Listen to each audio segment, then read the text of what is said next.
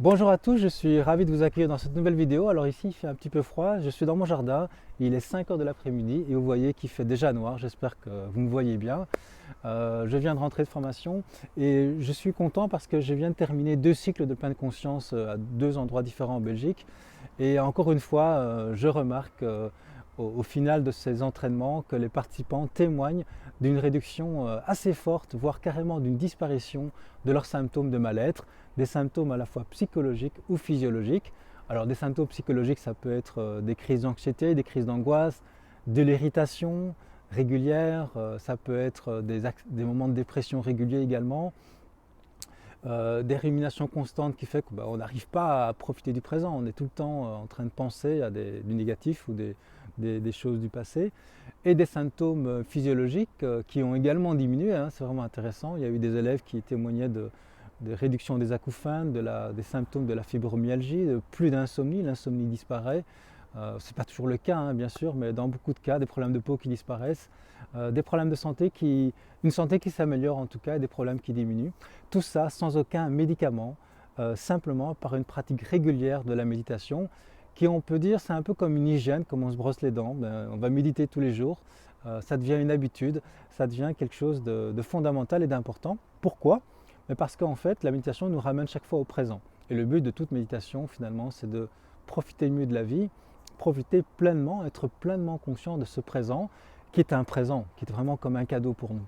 Alors la définition classique de la pleine conscience, telle qu'amenée par John Kabat-Zinn, qui a fait connaître ce concept, qui est en fait universel, hein, c'est pas que le bouddhisme, mais on retrouve ça dans toutes les religions. Cette définition, c'est porter son attention de manière intentionnelle sur les expériences qui se déroulent moment après moment dans le champ de notre expérience, de toute notre expérience. On vit toute une série de choses, on porte son attention dessus grâce à nos 5 sens et sans porter aucun jugement. Et ça, c'est important.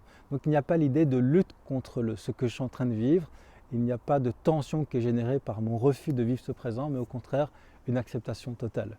La pleine conscience nous amène une diminution des symptômes, je l'ai dit, mais surtout une grande paix de l'esprit, une grande paix et une grande joie qui n'a pas de raison spécifique, simplement je suis bien dans ce présent parce que je suis fait pour être bien dans le moment présent et je ne suis pas fait pour être tout le temps dans mon mental. Alors je voudrais partager avec vous juste aujourd'hui quelques principes, enfin pas petits, des grands principes en fait de pleine conscience, ceux-là même que je vois lors du premier cours de pleine conscience. Et le premier principe que je voudrais vous partager, et c'est pour ça que je vous le partage, pour qu'ensuite vous puissiez faire déjà un petit exercice. Alors ça ne remplace pas un cours de pleine conscience, mais ça vous donne déjà quand même voilà, un premier pied à l'étrier pour pouvoir vous entraîner, parce que nous avons besoin d'entraînement, parce que souvent, constatons que nous ne sommes pas présents. Nous sommes où ça? Nous sommes en train d'anticiper le futur. En fait, on utilise le présent comme tremplin pour le futur, donc on est orienté futur, ou on est en train de penser au passé. Et quand on fait ça, on rate plein de choses. On est en fait en pilotage automatique. Un pilotage automatique qui fait que je conduis en pensant tout le temps, ce qui fait que j'arrive chez moi, je dis tiens, je suis déjà là. Je prends ma douche ou je mange en pensant à plein de choses. Finalement, je ne goûte pas à tous ces événements. Et c'est bien dommage parce que je rate pas mal de choses et j'ai l'impression de ne pas vraiment vivre ma vie, ce qui va créer pas mal de frustration, ce qui va amener d'autres problèmes de santé et d'autres problèmes psychologiques. La pleine conscience, c'est vraiment cette capacité à revenir ici dans le présent. Et comment est-ce qu'on fait ça? Eh bien, la première clé, le premier principe, c'est de se rendre compte qu'en fait, alors c'est une image que je vais utiliser, c'est que nous avons 2 modes de fonctionnement. On a toujours l'impression que notre cerveau est fait pour penser. En réalité, penser n'est qu'une fonction du cerveau, et le cerveau et le corps, on peut les relier, c'est un organisme. Nous ne sommes pas faits que pour penser. Nous avons en fait, un peu comme un interrupteur, 2 modes possibles. Alors soit je pense, soit je suis attentif, soit je ressens. Et donc, comment est-ce qu'on sait que nous sommes présents? Pas parce qu'on pense, on sait que nous sommes présents parce que nous sommes attentifs à ce présent. Donc je suis dans un mode d'attention, donc j'observe le coucher de soleil, j'observe ce bel arbre derrière moi, je ne suis pas en train de penser à lui, je suis juste en train de l'observer. Et je vois que je suis là et je peux en profiter. Et comment est-ce que je fais pour savoir que je suis vivant et pour en profiter? Eh bien, je vais le sentir avec mes sens, avec mes 5 sens, ou plus, il y en a peut-être plus, hein, j'en avais déjà parlé dans d'autres vidéos. Et donc, Je compare souvent, je fais une petite métaphore qui est celle-ci. Vous avez une maison, il y a le rez-de-chaussée et le premier étage. Quand vous êtes dans le mental, vous êtes ici, vous êtes au premier étage. Et le rez-de-chaussée, c'est le monde des sensations, c'est le monde du corps. Nous sommes souvent bloqués au premier étage, ce qui fait que nous n'arrivons pas à jouir du présent. Nous sommes en pleine réflexion constante. Ce qui est intéressant, c'est de descendre de temps en temps le premier étage et profiter du jardin, profiter de la lumière, profiter de tout un tas de plaisirs que la vie nous offre. Mais souvent, nous restons bloqués au premier étage et nous sommes orientés passé ou orientés futur.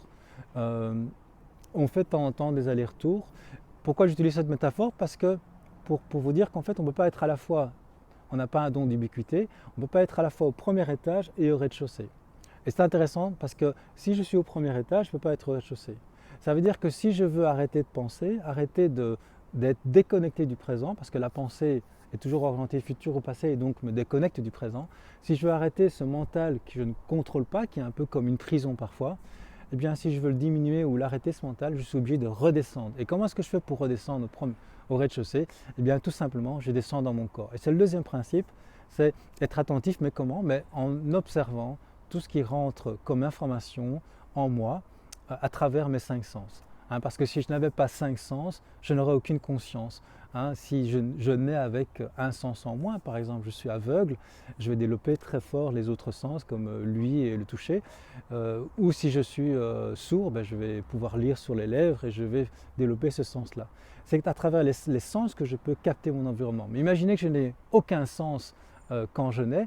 Ça n'arrive pas, c'est théorique, je ne pense pas que ça arrive à des êtres humains, mais si ça arrivait, ce serait bien malheureux parce qu'un bébé qui naîtrait sans aucun des cinq sens, ou même il y en a peut-être plus, n'aurait aucune conscience d'exister, il ne saurait même pas qu'il y a un monde autour de lui, il ne saurait même pas qu'il existe puisqu'il n'y aurait aucune information qui vient, qui rentre en lui, il ne toucherait pas, il ne sentirait pas, il n'entendrait pas, il ne goûterait pas, donc il ne pourrait pas savoir qu'il existe et donc il ne pourrait pas non plus être conscient. Et donc être vivant, c'est surtout dans le corps que ça se passe. Alors quand je dis dans le corps, c'est à travers les sens, c'est à travers notre sensorialité, notre sensualité. Et donc comment arrêter de penser? Eh bien, beaucoup de gens ont cherché, ils essaient d'arrêter de penser, il faut que j'arrête de penser, mais vous vous rendez compte, et c'est marrant parce que quand on fait l'expérience lors des premiers cours du cycle de pleine conscience, les gens disent « mais j'arrive pas à arrêter de penser, c'est pas possible, c'est pas possible », on l'a tous essayé, mais en fait c'est très simple, il suffit, enfin c'est très simple, après ça demande de l'entraînement pour que ce soit continu, mais on peut tous y arriver en redescendant dans notre corps et en sentant, sentant son corps, là je sens mes pieds sur le sol, je peux sentir la température, etc., etc., les sons qui passent, la lumière, etc. Ça c'est le deuxième principe. Et le troisième principe que je voudrais vous partager dans cette courte vidéo, qu'on trouve très peu dans les livres de pleine conscience, et c'est pour ça que je trouve ça chouette de vous le partager, c'est que tout ça va se faire dans une attitude de l'enfant qui est émerveillé. L'enfant qui est émerveillé, parce que quand nous étions petits, nous étions très forts dans cette attention permanente aux choses et très forts à l'écoute de tout ce qui nous parvenait par nos sens. On pouvait jouer avec de l'herbe, on pouvait s'extasier devant une couleur, devant des parfums, devant des formes qui bougent. Eh bien, c'est ça en fait, c'est garder cet aspect d'émerveillement, de curiosité de l'enfant qui sent son corps qui bouge, qui bouge sa main comme ça, et c'est incroyable, en fait je le décide et ça bouge. Et donc je reste émerveillé de cette capacité de bouger, de sentir, de voir, d'avoir froid ou d'avoir faim même. Toutes ces sensations, je les vis, je suis vivant. Et quand on perd ça, quand on perd cet émerveillement, c'est là que la tristesse, la dépression, le stress vont arriver. C'est important, c'est de garder cette capacité. C'est le troisième principe, c'est de pouvoir être pleinement présent, mais dans une attitude d'émerveillement, d'accueil de ce qui vient. Car le présent est toujours notre plus belle expérience, puisque c'est la seule qui existe. Il n'y en a pas d'autre. Alors on peut parfois penser à un souvenir et avoir une joie dans le présent, parce que je pense à un souvenir, oui pourquoi pas.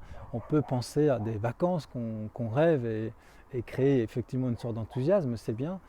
Ce qui est le plus intéressant, c'est aussi de se connecter au présent. Parce que si on est tout le temps déconnecté du présent, on ne vit pas vraiment. Est-ce qu'on est souvent présent dans notre vie? Est-ce qu'on est suffisamment là? Bien sûr, on a besoin de penser pour faire des projets ou pour analyser des problèmes qui se sont produits, pour ne pas les recommencer. Ça, c'est la fonction de la pensée. En fait, le mental, c'est soit un serviteur, soit une prison. Et pour beaucoup de gens, c'est une prison, on le constate. Pour moi, ça a été une prison pendant longtemps aussi. Alors faisons faisons-en pardon, un serviteur. Et pour que ce soit un serviteur, eh bien, c'est intéressant d'apprendre la maîtrise du mental. Et comment est-ce qu'on fait ça? On passe le premier principe en mode non plus pensée, mais en mode attention. Je pense ou je suis attentif.